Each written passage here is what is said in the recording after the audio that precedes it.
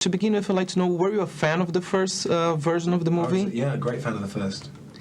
I'm not a fan of remakes.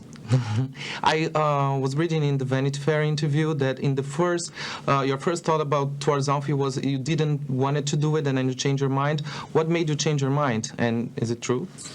Yeah, I was scared, and I hadn't stopped to think about the relevance of revisiting an iconic, classic kind of character like this, and it also seemed to me suddenly that there was a huge relevance about reinvestigating this guy's inner working and the terrain of relationships. And if you take the original and pay it great respect by saying it was classic because it was about relationships and individuals' opinions on relationships, then it was all the more reason to reinvestigate it now without trying to spoof it or send it up, but actually pay homage to the original.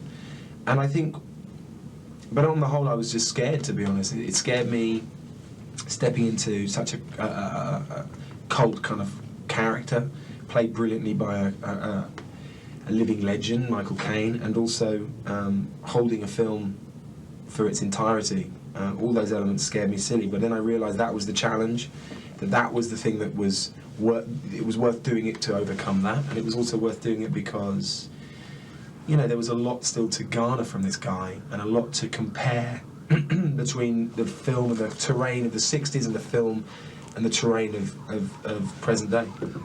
Which qualities do you think have changed in Alfie, let's say from 64 to now, and what have you brought to the new movie? I mean, in this. I'd say that perhaps the qualities that have changed are, in the original he was perhaps more brutal to the women verbally, and a little more explanatory to the audience, to himself inside.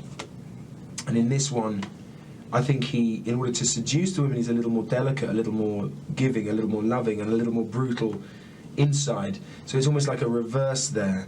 I think also the difference is are perhaps that the women come out of it often a little stronger than him, and in the end it's him that has to catch up with them when he realises he's on his own. What have I brought to it? I don't know, you'll have to ask other people. And the fact that you were talking straight to the camera, a great part of the movie, was that different? I mean, because you don't see that usually in movies, right? The fact that you were talking straight to the camera.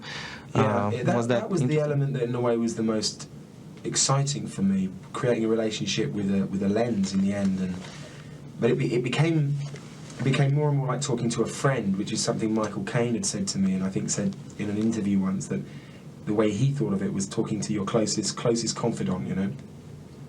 And Charles Shire and I worked very hard at trying to squeeze in as many references or bonding kind of moments between the Alfie and the audience as we could, and in the end it became a wonderful kind of way in which we could contrast what I was doing, what Alfie was doing, with the person on the, in the scene, and then the real feelings he was having, and that he was able to show to the audience on camera or off camera. You know?